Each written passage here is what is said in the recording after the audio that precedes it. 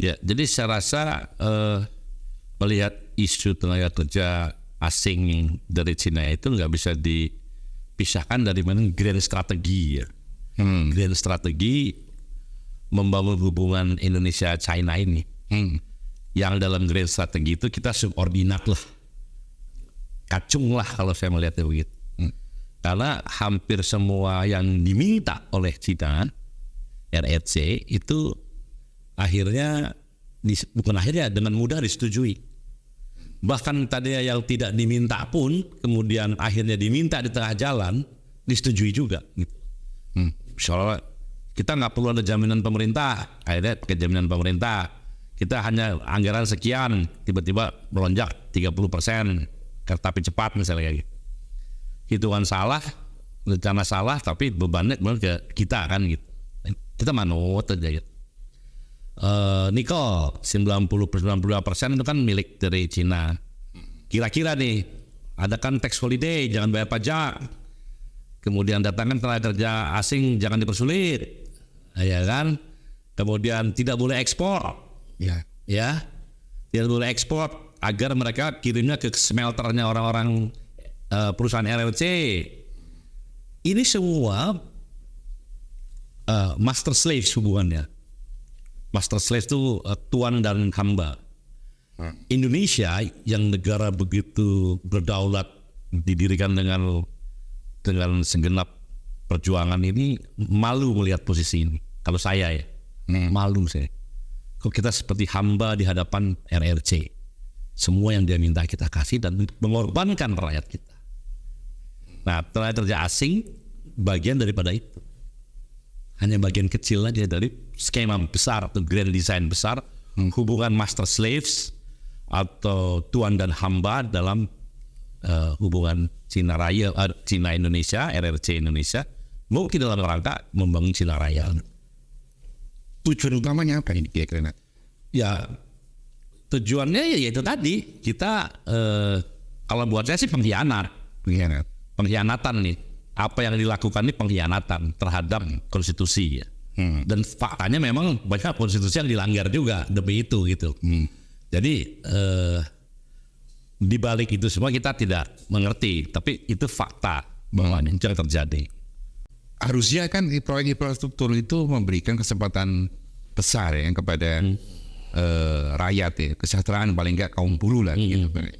Tapi kenyataannya kan justru mana kita mendapatkan fakta-fakta yang kayak itu tadi yang itu belum lagi kalau bicara soal rencana IKN itu Tanjung. Katanya kan mau biar orang-orang mendatangkan orang-orang TKA karena biar nggak seperti Asia Impres kan begitu. Itu kan juga bagaimana itu kok bisa kayak seperti itu begitu loh.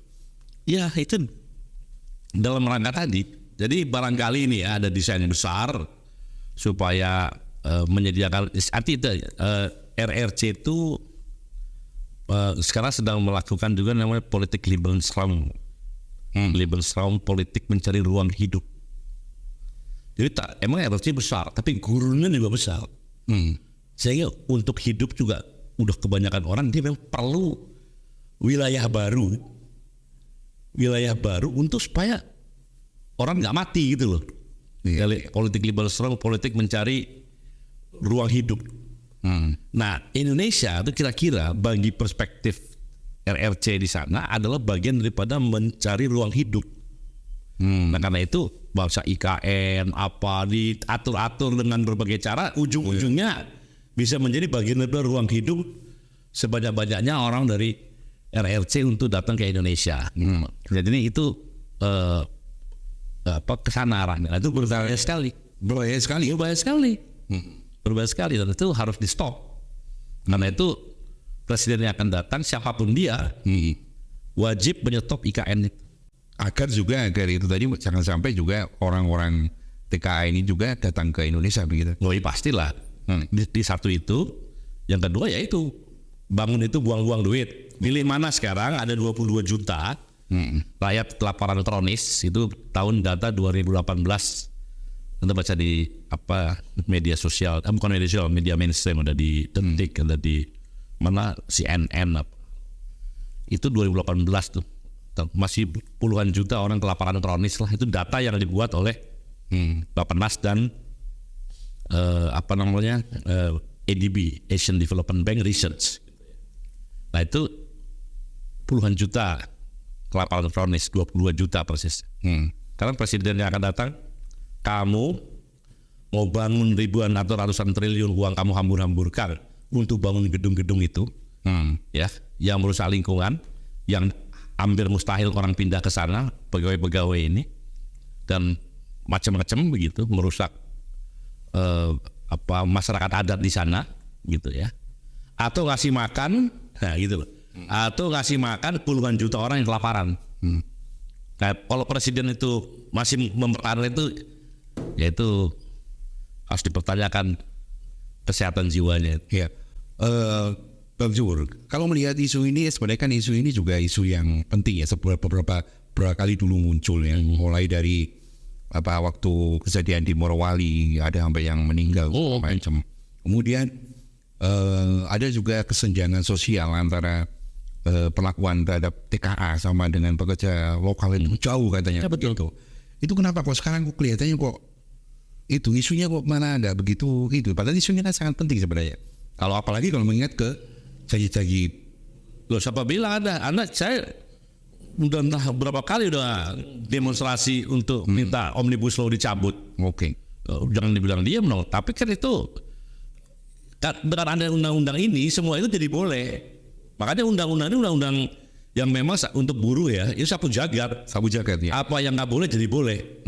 Gitu loh. Jadi ya apa yang sulit dipersulit untuk sesuatu yang memang harus dipersulit. Jadi jangan mengatakan gini ya.